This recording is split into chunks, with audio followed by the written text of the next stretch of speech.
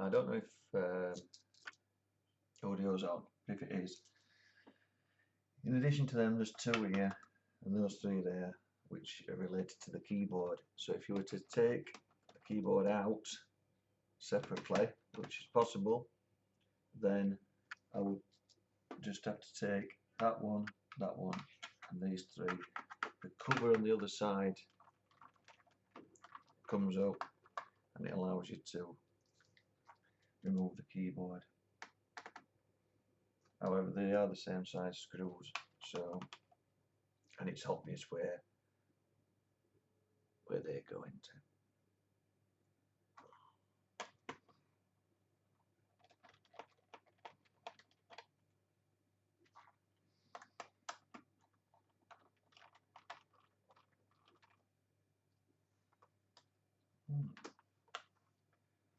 So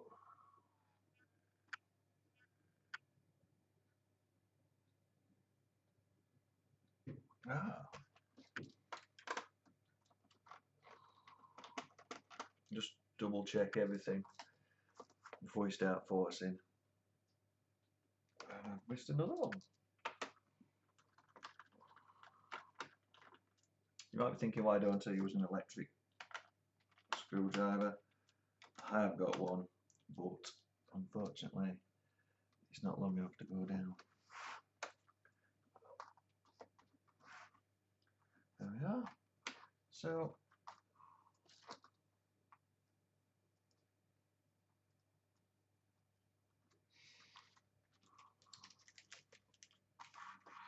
you wonder what I'm doing? I've put all the screws into different bags relating to where they came from. If I ever get a smaller diameter screw or a longer screw, for instance, I'll mark that up with some a permanent marker or some marker or other anyway, and then put that in a separate bag.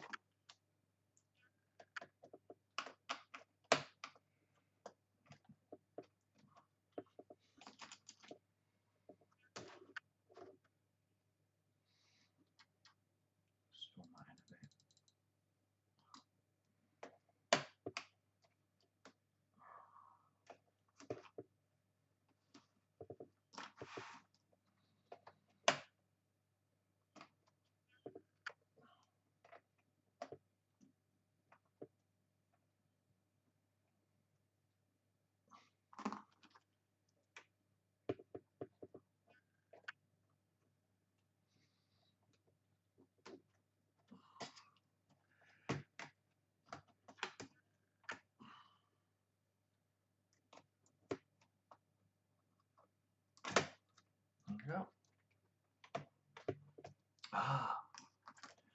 Remember.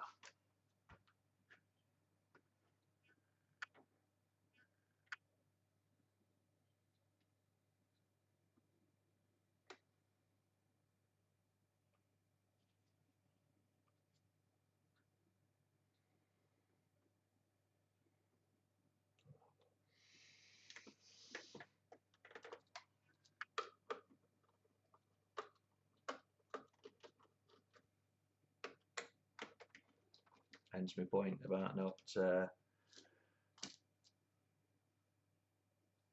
forcing things.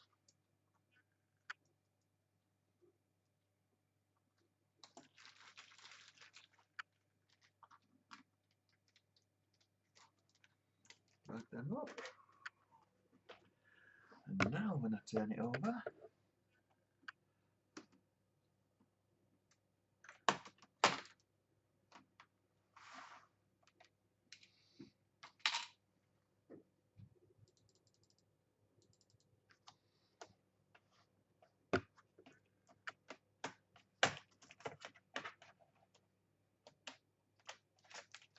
keyboard out.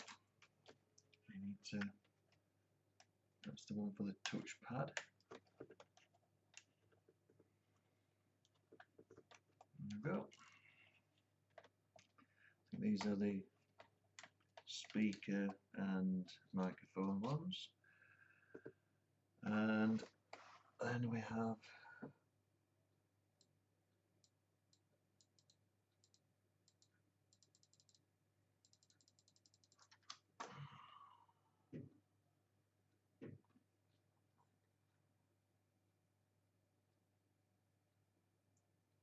underneath here.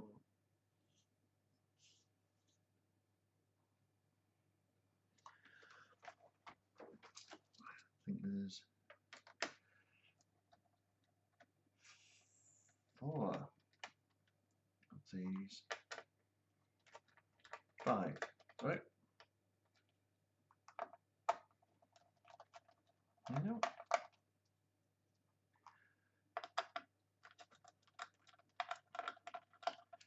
Maths was never my strong subject at school. There's 4. I marked them up as I've done all the rest. And, on the keyboard. There's no mistakes then, and you can't go putting a screw through out of casing, so you end up with a bobble on it. I've often had to work on people's laptops when it's obvious someone's either had a go themselves or had it somewhere else, and well, to be honest with you, it looks a mess. Now, when we get it underneath, for what I'm going to do today, I'm checking the motherboard out, because it won't start always. But if you warm it up, I mean, I put it in a warm room, it does. So I'm thinking there may be some slight corrosion somewhere on it that may possibly, if we clean it up, it may resolve the issue. And I know that sounds silly, but the reason I'm doing this is because I've already done it once and it worked for a period of time. There was some corrosion which was, I believe, the result of leftover flux from the manufacturing process, which had turned some of the contacts a black colour, and when I removed that off and shone it up with the fiberglass pen, and got rid of any debris, well, I say debris, but little pieces from either side of it, the laptop actually turned on straight away. So I'm believing that it's the same issue, and there must be something that I've actually overlooked. You're just taking the hinges off the screen. The other screws for the hinges came out with the base to the same side.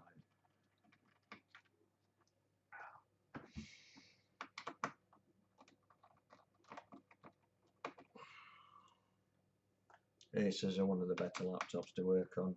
Some manufacturers just don't have like to mix screw sizes up. Doesn't make it impossible to repair them, but it just makes it a bit more awkward. Well, you've got to be. That's why I've devised this method of keeping everything separate.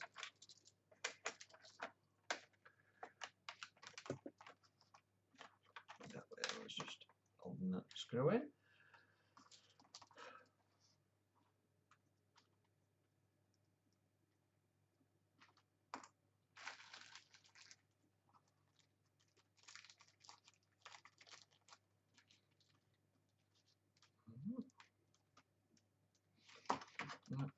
That comes free. Let's take this out of the way so it don't get damaged.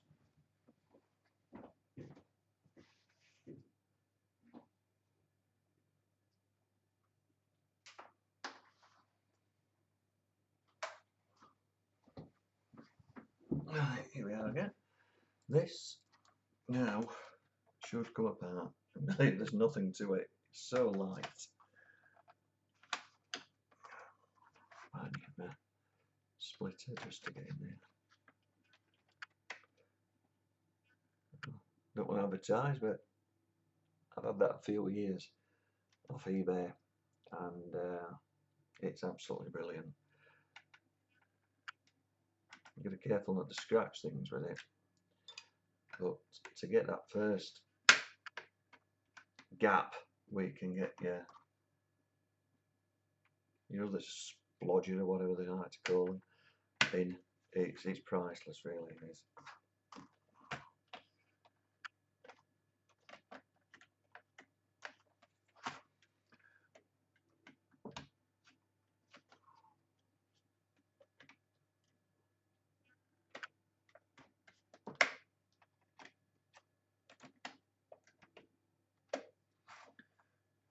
looking for another screw. It's not coming apart as I would like it to. It feels like there's something holding it. And indeed, it's there. So once again, pay heed to my warning about not forcing the issue. There's always a reason. And some of the sometimes they hide the screws underneath. It may actually look like a piece of tape, etc. But it's so well disguised and shoved down into a recess that you would never know there's anything else there. But I have come across that recently on I think it was a Sony laptop.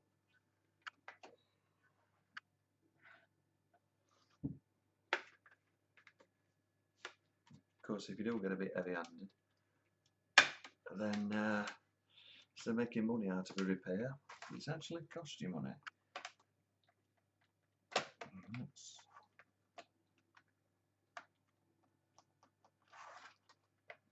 Still not coming off, is it?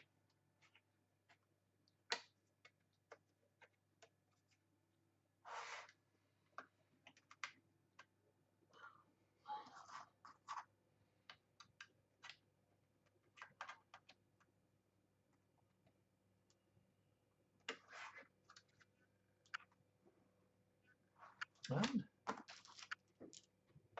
oh, well, we got this on video.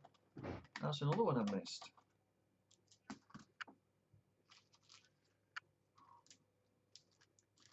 Double check it's the same size. This one's I've had base previously, but it is.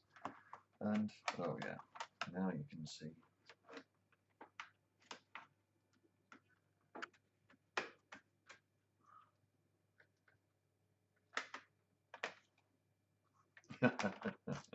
This is getting repetitive. There's an awful lot of screws in this laptop.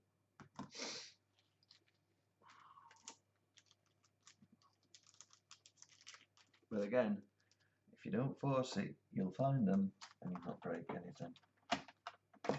There we are. Done. It's now apart, and I'll show you this.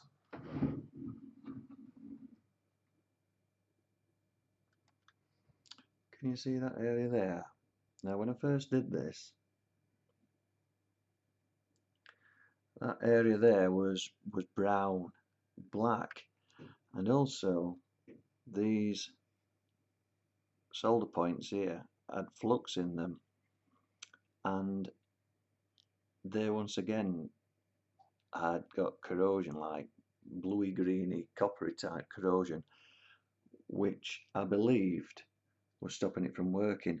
Now when I cleaned that up, the laptop just switched on straight away. So I'm going to give it another clean with isopropyl alcohol and see if that in fact does the trick. But I will actually have a look underneath on all the motherboard with a lighted magnifying glass to see if I can spot anything else that looks a little bit untoward. But basically that is how you take an Acer Extensa apart. And if I find anything while I'm doing this, I'll just video the next part for you.